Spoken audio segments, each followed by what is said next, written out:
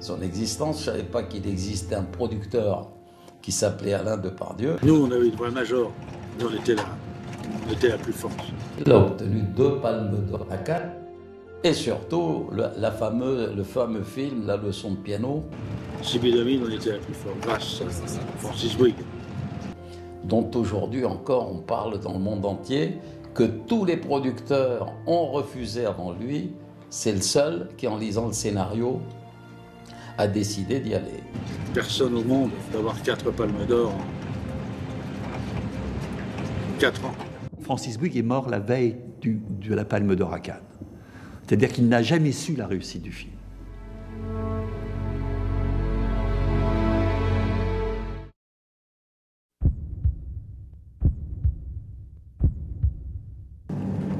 C'était le 31 octobre 2006. Elle ne voulait pas rentrer en soins palliatifs. Eh bien, elle est restée avec moi et le 12 novembre 2006, elle est morte. Elle est partie. C'est elle qui est partie qui a voulu partir. Et c'était malheureusement, elle a dû connaître une souffrance incroyable parce que tu ne parles pas. Tu as tout ton cerveau qui est encore plus développé, tu comprends tout plus vite que les autres. Mais tu parles qu'avec des battements de cils, comme ça.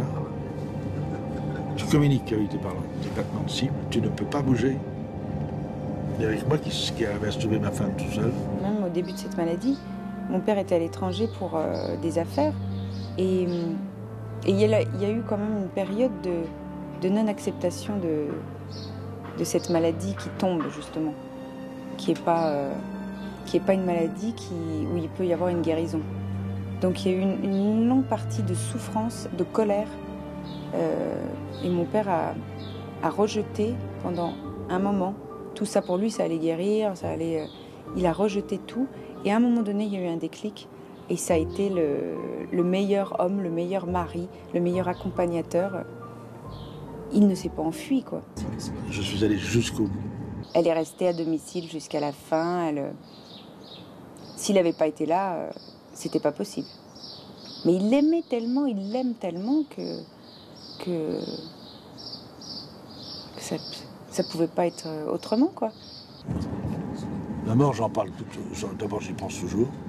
Je pense toujours à la mort. Donc il a vécu tout ça, mais avec beaucoup d'amour.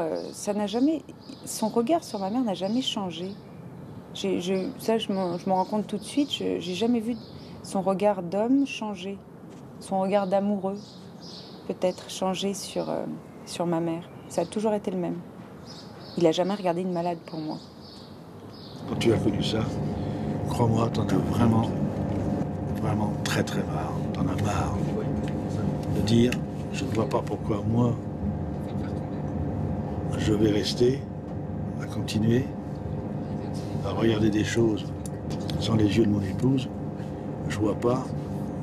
Avant, ça me paraissait beau. Maintenant, ça me paraît complètement neutre. C'est fini. C'est-à-dire que je le regarde et puis ça me fait plus rien. C'est tout.